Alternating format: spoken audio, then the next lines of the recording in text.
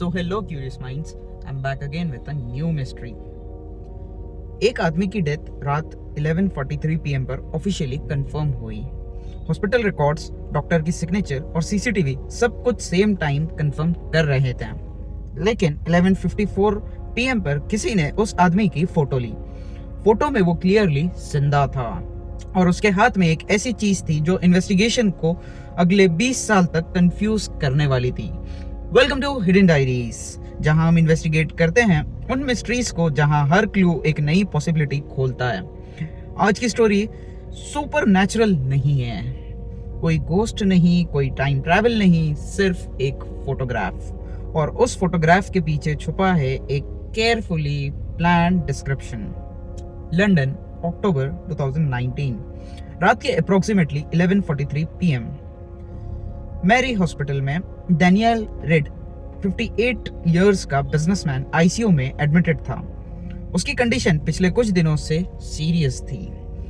Family hospital में present थी। 11:40 PM के आसपास डॉक्टर ने इमरजेंसी ट्रीटमेंट स्टार्ट किया, लेकिन कुछ मिनट बाद डॉक्टर ने ऑफिशियली डेथ कंफर्म कर दी। 11:43 पीएम पर डेथ सर्टिफिकेट प्रिपेयर हुआ, फैमिली को इन्फॉर्म किया गया।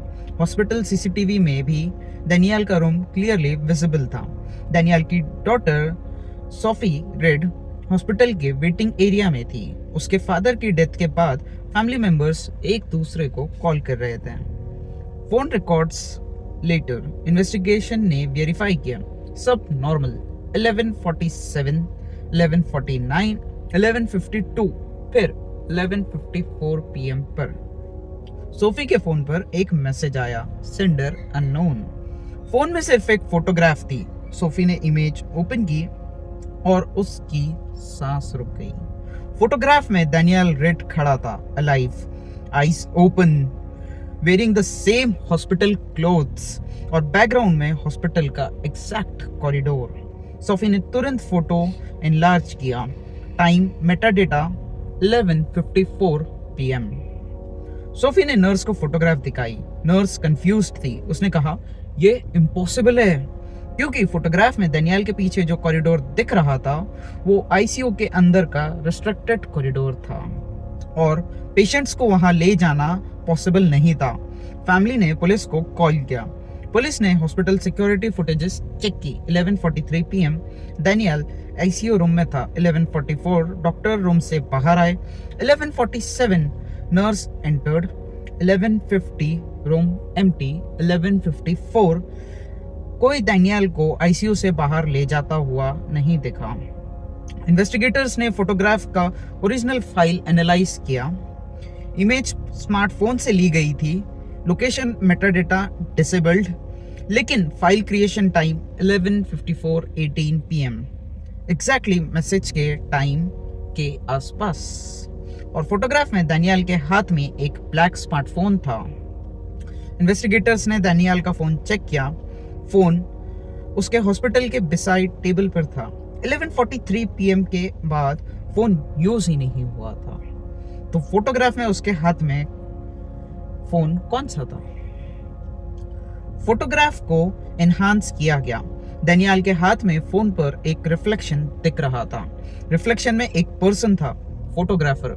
फेस विजिबल नहीं, सिर्फ जैकेट, और जैकेट के स्लीव्स पर हॉस्पिटल का लोगो। मतलब फोटो लेने वाला कोई आउटसाइडर नहीं था। Someone inside the hospital had taken it. Hospital के एम्प्लॉइज की लिस्ट चेक हुई। Nurses, doctors, security, cleaning staff, technician. सबसे इंटरेस्टिंग नाम था Mark Ellis, hospital maintenance technician. Mark ने क्लेम किया, मैंने डैनियल रेड को उस रात देखा ही नहीं। लेकिन सीसीटीवी फुटेज में 11:52 पीएम पर मार्क आईसीयू कॉरिडोर के आसपास जाता हुआ दिखा। उसके हाथ में एक ब्लैक स्मार्टफोन था। इन्वेस्टिगेटर्स ने उससे फोटोग्राफ के बारे में पूछा। मार्क का आंसर, मुझे नहीं पता ये फोटोग्राफ किसने ली। पुलिस मार्क का फोन सीज कर दिया।